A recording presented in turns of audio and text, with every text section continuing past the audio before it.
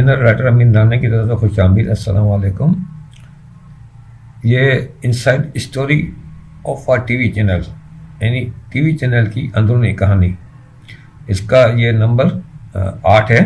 Number 7 تک ہم نے تفصیل سے ڈائریکٹر، پروڈیوسر، کانٹینٹ ہیڈ وغیرہ کا وہ ذکر کیا ہے، اور مالک کے بارے میں بھی ہلکا سا بتایا. تو یہ سین نمبر 6 اس کا ہے، اس اسکرپٹ کا ہے. ٹی وی چینل کی جو اسکرپٹ ہے اس کا ہے، اور جو ہماری نشست ہے اس کا نمبر 8 ہے. یہ کنفیوژن تھوڑی سی ہو جاتی ہے، اس کو میں اس لیے واضح کر دیتا ہوں. تو وقت وہی سین میں جو وقت لکھا ہوا وہ دن کا وقت لکھا ہوا ہے. چینل کے مالک جہاں سے کا یہ آفس ہے. کردار میں ہے سائمہ عرف سیم، جو اس کی پرسنل سیکریٹری کوآرڈینیٹر ہے، وہ سائمہ عرف سیم ہے. اور جہاں سے سائمہ کو سیم کر کے بلاتے ہیں سب. جہاں سے مالک جو ہے چینل کا جہاز ہے. اسکرین پلے میں لکھا ہے کہ جہاں سے شوق نظروں سے سیم کو دیکھے جا رہا ہے. سیم ایک فائل کے اندر کچھ پیپرز رکھ رہی ہے. پیپرز رکھ کر جہازیب کو دیتے ہوئے مطلب پیپرز رکھ کر جہازیب کو فائل دیتے ہوئے دیکھتی ہے. جہازیب شوق نظروں کو اپنی طرف دیکھنے پر مطلب وہ جہازیب کی شوق نظروں کو اپنی طرف دیکھتے ہوئے مسکراتے ہوئے کہتی ہے، سر یہ فائل کافی امپورٹنٹ ہے، اہم ہے. مجھے دیکھنے کے لیے بجائے پلیز آپ اسے دیکھ لیں. وہ کہتے مجھے نہ دیکھیں، ہم فائل کو دیکھیں. مطلب خوبصورت لڑکی ہے، اور خوبصورت رکھتے ہی اس کو تو زیادہ تو اوہ سارا مزہ کرکرا کر دیا. کیا ہے اس فائل میں؟ سیم سر اس میں اسٹاف کی سیلری کی لسٹ ہے.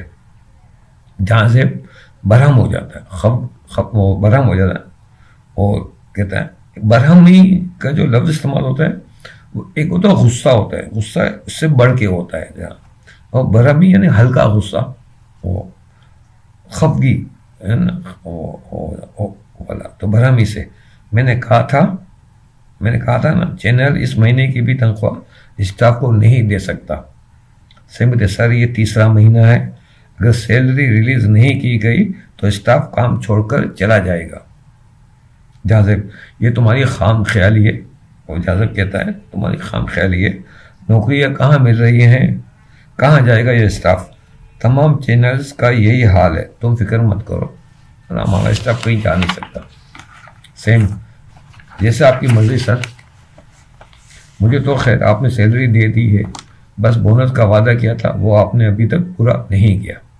یعنی جو ان کے جو کام کے لوگ ہوتے ہیں جن سے ان کو انسیت محبت یا وہ کچھ ایسے مقاصد ان کے پورے ہونے ہوتے ہیں تو انہیں وہ وقت پر تنخواہ دیتے ہیں. بولو کہ اس کے بغیر تو ظاہر معاملہ ان کا چلے گا ہی نہیں. تو وہاں یہ لوگ پھنس جاتے ہیں بعض اوقات، تو وہ ان کو وقت پہ ملتے ہیں سیلری. نیوز چینل کے بھی میں نے بتایا تھا کہ ایسے اینکر اور یہ جو ہوتے ہیں جن کی بہت مارکیٹ ویلیو ہوتی ہے، ان کو پتا کر ہم نے ان کو ذرا اونچ نیچ کی تو یہ اسے دوسرا چینل والا فوراً ہائر کر لے گا. اور آپ نے دیکھا ہوگا کہ بہت سارے نیوز اینکر جو ہوتے ہیں جو ٹاک شو میں وہ چینل بدلتے رہتے ہیں. آپ نے دیکھا کبھی وہ اس چینل پہ کبھی یہ وہی صورتحال ہوتی ہے کہ کوئی نوک جھوک ہو جاتی ہے، کوئی معاملات آگے پیچھے ہو جاتے ہیں، تو پھر وہ انہیں تو آفر بہت ہوتی ہے تو انہیں مسئلہ نہیں ہوتا. پھنستے وہ لوگ ہیں، پریشانی ان لوگوں کو ہوتی ہے جنہیں کوئی لفٹ نہیں کراتا ہے. یعنی ان کی ضرورت اتنی محسوس نہیں ہوتی، ان کو پتہ ہے کہ ایسے ہی لوگ بہت مل جاتے ہیں. تو وہ لوگ ہوتے ہیں جو تکلیف دہ زندگی گزار رہے ہوتے ہیں. بہرحال تو ہم آگے بڑھتے ہیں. تو بونس کا وعدہ کیا تھا، بولا آپ نے ابھی تک نہیں ہے. جہاں مسکراتے ہوئے سیم کو دیکھتا ہے، تم نے بھی تو ابھی تک اپنا وعدہ پورا نہیں کیا. سیم چونک کر بولے کون سا وعدہ سر؟ جہاں سے ٹھیکا لگا کر او اچھا کون سا وعدہ؟ اب وہ ایک شعر کہتا ہے، مانا کہ تغافل سے کام نہ لوگے مگر خاک ہو جائیں گے تم کو خبر ہونے تک. غالب کا شعر ہے یہ. سیم شرمندہ ہو کر، سر میں نے آپ کو بتایا ہے نا میری فیملی ہے، مجھے انہیں بھی ٹائم دینا ہوتا ہے، میں کیسے آپ کے ساتھ ڈنر پر آ سکتی ہوں؟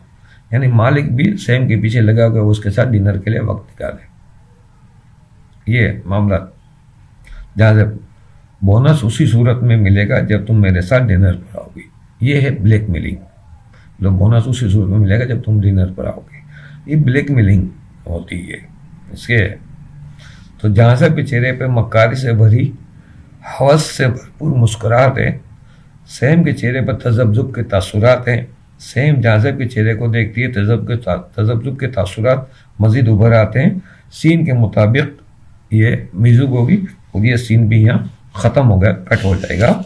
اور اس کے بعد ہم اگلے نشست میں نمبر 2 میں اس کو کنٹینیو کریں گے. ابھی یہ چند پارٹ یہ چلے گا کیونکہ یہ ابھی تقریباً سمجھ لیجیے آدھا ہوا ہے اسکرپٹ ہمارا. ابھی آدھا اس کے بعد تقریباً 9-10 پارٹ اور بنیں گے. تو یہ جو مجبور اور بلیک میل کر کے یہ لوگ جو اپنی خواہشات کو پوری بھی کرتے ہیں. اور ابھی میں آپ کو بتاؤں گا یہ تو خواتین یا لڑکیوں کے ساتھ معاملات ہیں. لڑکوں کے ساتھ جو معاملات ہوتے ہیں اس میں نوعیت تھوڑی مختلف ہوتی ہے. اس میں وہ پیسے بٹورتے ہیں. تو یہ بھی آگے آئے گا اس میں کہ وہ کیسے، جیسے رائٹر تھا وہ مرد تھا، ایک مثال ہے. تو وہاں پہ کانٹینٹ والے اسے برملا پیسے مانگتے ہیں. تو یہ کرپشن، وہ سیکشول کرپشن ہو یا منی کرپشن ہو یا کسی بھی قسم کی صورتحال میں ہو، بلیک میل. یعنی یہاں پہ ٹیلنٹ کی کوئی قدر نہیں ہے، قابلیت کو کوئی نہیں دیکھتا. یہاں اپنا مطلب اپنا مقصد پورا کیا جاتا ہے. تو ہے کچھ اچھے چینل ہیں لیکن انہوں نے اپنے گرد اچھے رائٹر رکھے ہوئے ہیں. چینل تو رائٹر اب اتنے نہیں، چینل تو خود ڈرامے نہیں بناتا، وہ تو پروڈکشن ہاؤس والوں سے ڈرامے پرچیز کرتا ہے. پروڈکشن ہاؤس میں کچھ پروڈکشن ہاؤس ہیں، جیسے مطلب میں کسی کا نام لوں گا تو انہوں نے اپنے پروڈکشن ہاؤس بھی ایسے سیٹ کر کے رکھے ہیں کہ انہوں نے چند رائٹر کو اپنے ارد گرد رکھا ہوا ہے. وہ اس کے علاوہ باہر سے کام لیتے نہیں ہیں. اگر کوئی کہانی کہیں سے ان کو مل بھی جاتی ہے تو اپنے رائٹر کو کہتے ہیں اس کو تھوڑا آگے پیچھے کر کے ترمیم کر کے چلا لیں. تو ہر جگہ 19-20 معاملات چلتے ہیں. تو نئے آدمی کے لیے اپنی اس فیلڈ میں جگہ بنانا انتہائی مشکل ترین کام ہوتا ہے. مجھ جیسے میں تو کچھ اتنی بڑا رائٹر نہیں ہوں. اچھے میں نے رائٹر کو دیکھا. آپ نے نام سنا ہوگا محی الدین نواب کا، جنہوں نے دیوتا کہانی لکھی تھی، سسپینس ڈائجسٹ میں بڑی مشہور ہوئی تھی. آپ کو حیرت ہوگی دیبا خانم کے جتنے بھی نام سے جتنے بھی ناول لکھے گئے اس زمانے میں، یہ میری نوجوانی کا دور تھا، وہ تو میں پڑھتا تھا، تو آپ کو یہ حقیقت پتہ چلے گی کہ یہ سارے ناول دیبا خانم نے نہیں لکھے، یہ سارے محی الدین نواب صاحب نے لکھے تھے. ان کو بڑی مشکل سے ڈائجسٹ میں تھوڑی سی جگہ ملی تھی. وہ اتنے بڑے رائٹر تھے، وہ اورنگی ٹاؤن میں رہتے تھے. بہت بڑا نام، بہت بڑا کام انہوں نے کیا. دیوتا سے ان کو مشہوری ہوئی تھی، سسپینس ڈائجسٹ میں انہوں نے لکھا تھا اور اس کے بعد وہ نمایاں طور پہ سامنے آئے تھے. لیکن اس سے کسی نے ان کا مطلب وہ پذیرہ نہیں ملی. ٹی وی چینل پہ رائٹر کا تو ہوتا ہے نا کہ ان کی سالگرہ کا دن کے طور پہ بتایا جاتا ہے. انتقال ہو چکا ہے محی الدین صاحب کا، اللہ کی مغفرت فرمائے. محی الدین نواب بہت بڑے رائٹر، اور تو وہ میں کبھی نہیں ملا ان سے، میں نے صرف تحریریں پڑھی ہیں. میں خالی ایک مثال دے رہا ہوں کہ محی الدین نواب صاحب وہ ان کے بارے میں ٹی وی بھی نہیں بتاتا کہ بھائی ان کی پیدائش کا دن سالگرہ منائی جا رہی ہے، ان کی وفات کا دن منایا جاتا ہے. نہیں پوچھا، گمنام ہو گئے. وہ اتنا بڑا رائٹر گمنامی کے اندھیروں میں ڈوب گیا. تو بہرحال افسوس ہوتا ہے، اس کے علاوہ کچھ نہیں ہے. یہ وہی چیزیں ہیں کہ یہاں پہ قابلیت کا خون ہوتا ہے اور اقربا پروری، یعنی احبا اپنے سورس اور جھال سازی سے چیزیں آتی ہیں. بہرحال یہ اللہ تعالیٰ رحم کرے. تو اگلی نشست انشاءاللہ ہم کل اس کو ریکارڈ کریں گے. تو جب تک کے لیے اجازت دیجیے. اللہ حافظ.